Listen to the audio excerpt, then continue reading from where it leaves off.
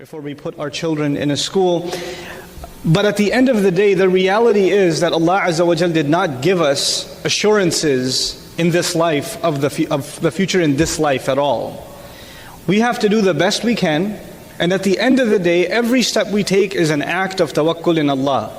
It is an act of reliance in Allah. Because you can have the best plan in the world, and things will not work out anywhere near what you thought. And you can have no plan at all and everything will get straightened out. That can happen, and it certainly does happen. So you have many instances in the Qur'an, in the prophetic narrative as well, sallallahu alaihi wasallam, where things are not, they don't look like they're going to work out at all. Like Musa alayhi salam being thrown in a basket. That doesn't look like much of a plan. But that is actually the means by which an empire is destroyed. You know, the empire of Fir'aun and the oppression of Fir'aun against countless people came to an end because a baby was thrown in a basket. So Allah has His own way of making things work out. On the negative side also, there are people, for example, people ask all the time, people are worried about their kids. And I know there are some young people in the audience, but I'm going to try to balance this conversation between parents and the youth, inshaAllah ta'ala. Parents are constantly concerned, how do I give my children a proper education? I want to make sure they're good Muslims. I want to make sure that I don't have to worry about their deen, things like that. And you hear enough horror stories and enough lectures to be terrified of this scenario. You know, and then there are people oh, I don't want my kids to be like, Zubair Saab's children. That's really, so there's enough of those conversations you have over Eid, and it's great. But the thing I want to share with you is, on the one hand you have situations where children are raised with the best of character without even a parental figure, like the story of Yusuf alayhi salam. Right? He's kidnapped as a child, so there is no father or mother figure really for him to look up to. So one of the lessons that we derive from Surah Yusuf, for instance, especially as parents, is that we cannot underestimate the value of early education. And I don't mean education as in memorize this surah, learn these du'as, know how to make wudu. That's what we've turned education into. Education for us is informative in nature. It is not transformative, So in the previous talk you heard repeatedly this idea of having our children internalize the deen. And so that's something that we're going to talk about in a little bit, inshaAllah ta'ala. But that's the first reality that I wanted to remind myself of. I do not control the guidance of my children, and you do not control the guidance of your children. As a matter of fact, we don't even have any control of the guidance of our own selves. So the fact that you're sitting here is, blessing that we're sitting in a gathering of Muslims trying to learn something about the deen of Allah, but this is not because you had a super righteous upbringing. There are plenty of you sitting in the audience right now that are parents themselves that have made some pretty big mistakes in your lives. And if you look back, there wasn't like a set formula that ensured that you will receive guidance from Allah Azza wa Jal, that you followed and that therefore you have guidance. It is actually a gift of Allah that all of us have to acknowledge came to us from Allah Azza wa Jal. But regardless of that, we have to make some efforts on our part. Now on the negative, I didn't get to mention on the negative you have the case of Nuh alayhi salam. In some sense, the father of all humanity. But what's remarkable about Nuh alayhi salam? Unlike our messenger sallallahu alayhi wa sallam, مَا كَانَ مُحَمَّدٌ أَبَا أَحَدٍ مِّن رِجَالِكُمْ, Muhammad sallallahu alayhi wa sallam is not the father of any of your men. Any of his male children did not live long enough on this earth to see the age they would become men. Nuh alayhi salam did in fact have a son. And what a great opportunity. Your father is a prophet. That's pretty awesome. And not just any prophet. Min ulil azm min ar-rusul. Awwaluhum, actually, the first messenger of great resolve. The messengers of elite status, the 5 of them, he's the first of them, actually. He's the trailblazer in this legacy. And yet, if you study his legacy, the first thing that hits you, and hits you really hard, is the fact that he couldn't get through to his wife, and he couldn't get through to his son. Who is he going to go ask Allah, other than Allah, Ya Allah, what can I do for my son to listen to me? When parents come and ask, what can you give me something that, if you just say that, then my son will transform? Nuh alayhi salam couldn't get through to who? His own son. Yusuf alayhi salam is awesome, and he was a beneficiary of the advice of his father. But wait a second, Yaqub alayhi salam had other kids too. They were not just beneficiaries for a little while, they remained beneficiaries of their father's advice for many, many years. And yet, until the very end of their lives, way down the road, did they, or the entire story, did they actually turn around and make tawbah. So, it's not in our hands. And we have to accept that. We like things to be in our control. We like things to go exactly as we want. And so long as you have that, you yourself and I myself haven't internalized one of the most fundamental truths of life on this earth. We are ibad. We are slaves. We have a master. The master is in control. We are not in control. We are not in control. Now that we accept that, then Allah will give us advice on how we can earn His favor. Because guidance from Him is a favor. And you have to work hard to earn that favor. And you have to provide your children an opportunity so Allah can favor them as well.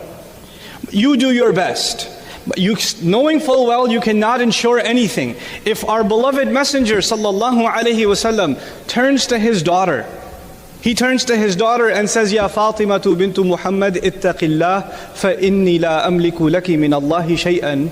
Fatima, daughter of Muhammad, you need to have your own taqwa of Allah. You need to be cautious and aware of Allah, because I will have no authority against Allah when I stand before Allah in your favor. I won't be able to help you. If the Messenger of Allah, sallallahu alaihi wasallam, whose shafa'ah we are all hopeful for on Yawm al-Qiyamah, is telling that to his own daughter, and we have to internalize that reality. Now I've taken too much time for that one comment, but I think it was important to set that foundation. Allah says, then after them, khalf came. A useless generation, a disappointing generation came. What makes them so disappointing? Listen to this. أَضَاعُوا الصَّلَاةَ. They wasted the prayer. Allah is telling me and you, a nation, a generation has been wasted. They are no good. There's nothing coming from them. And what makes them no good? The first crime, the first tragedy of these people, they wasted the prayer. وَلَمْ يَقُلْ تَرَكُوا الصَّلَاةَ فَقَدُوا الصَّلَاةَ كَانُوا كُسَالَى فِي الصَّلَاةِ لَمْ يُصَلُّوا لَمْ يَقُلْ هَذَا. He did not say they left the prayer. He didn't say they were lazy in the prayer. They didn't say they forgot about the prayer. The language is very precise. He says they wasted the prayer. Now how do you waste something? How do you waste money? You waste money in a number of ways. Or how do you waste an opportunity? You don't take advantage of it. You waste money if you put it somewhere where it doesn't bring you any benefit. You wasted the money. You had something good, you didn't do something good with it. You wasted your time. You could have done something so much better with your time. In other words, there's something there, but you're not using it the right way. That is also wasting it. So Allah is not necessarily talking about people who don't pray. He's not limiting the conversation to people who don't pray. He's talking about people who don't benefit from their prayer. They don't benefit. They wasted it. The prayer is supposed to transform me. It's supposed to transform you. It's supposed to change something in us. Why is it supposed to change something in us? This is the remarkable eloquence of the Qur'an. In the previous ayah we learned, people heard the ayat of Ar-Rahman. And when they heard the ayat, what happened to them? What happened? They fell into sajda. Tell me what happens in your salah. You stand and you listen to the ayat of Ar-Rahman. And what are the next phase in salah? What's the next phase in every rak'ah, the final phase? You fall into sajda. In other words, what you physically do, you're supposed to experience emotionally as well. You're supposed to be so overwhelmed by the word of Allah that you just fall before Allah. It's supposed to actually not only be a mechanical thing, it's supposed to be a natural consequence of experiencing the word of Allah. As a matter of fact, when you recite the ayat, you should want to go into sajda not because you ate too much or because you're tired, but because these ayat are so powerful that you can't even hold yourself up anymore. You can't even, your knees are wobbling because you're overwhelmed by Allah and you just want to fall. When is sajda described in the Qur'an? When magicians see the power of Allah of a stick turning into a snake, regular people, they all think it's magic. The magician's got a snake, Musa's got a snake. But the magicians know their industry, so they know that ain't no magic, that's for real. So what do? What happens to them? They fall into sajda. Jinns travel a lot. They don't need a passport. Right? So they travel across cultures.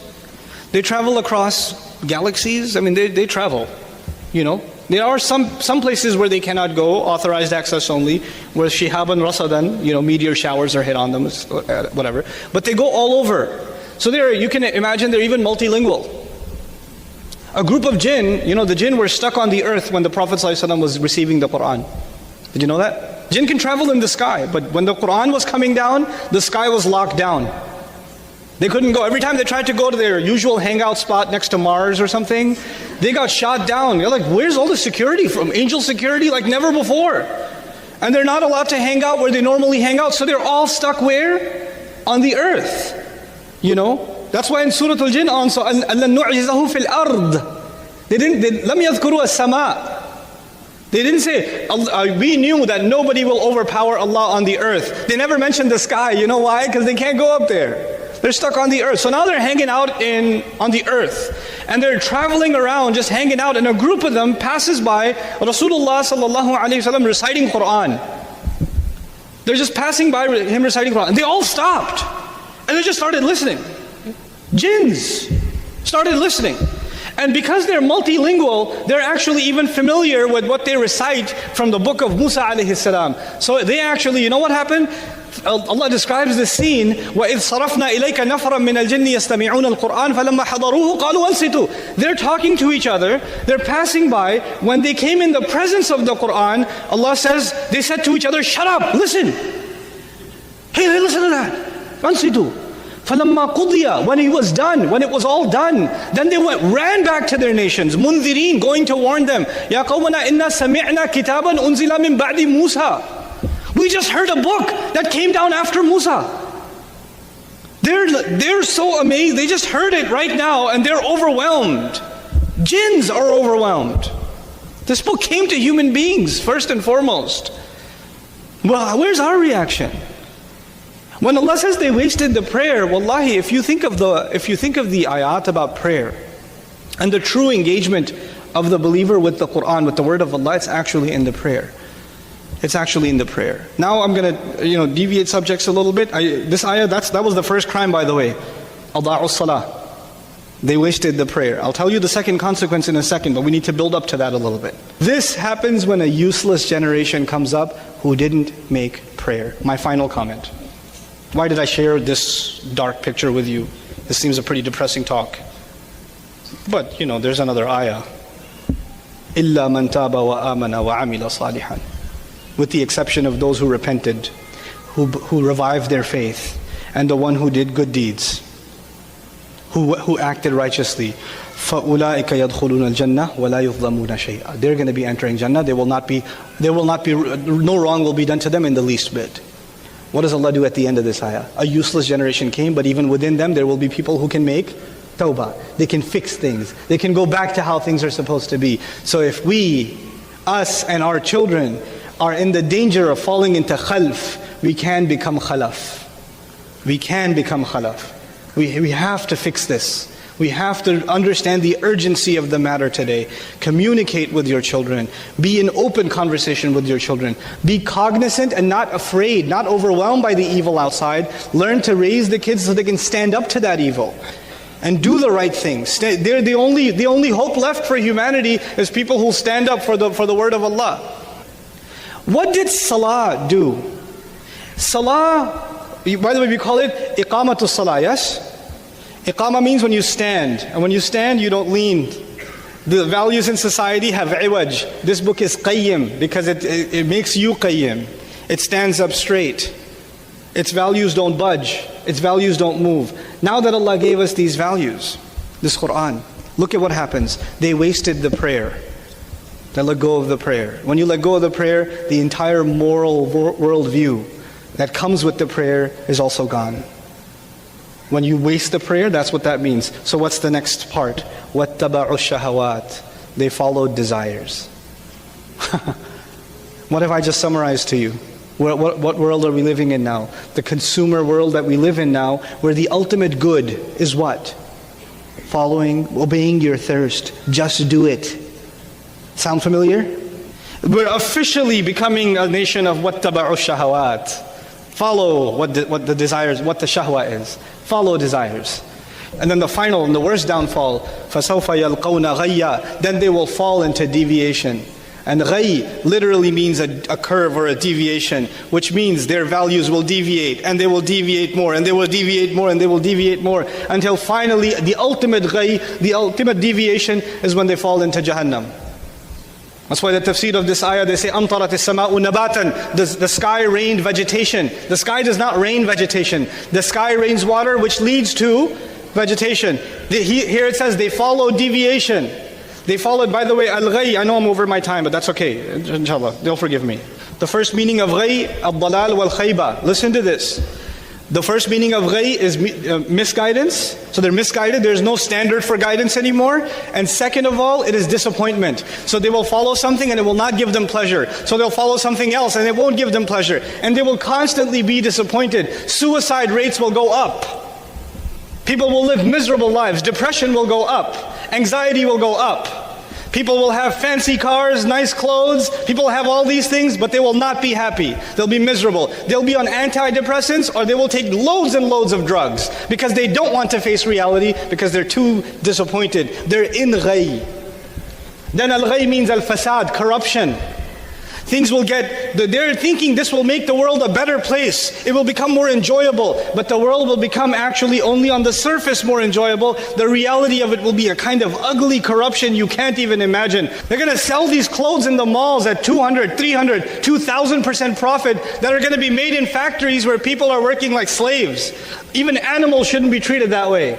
And if somebody decides to do an investigation on them, well and good. But don't do too much of an investigation, because you'll lose your job in Fox or CNN.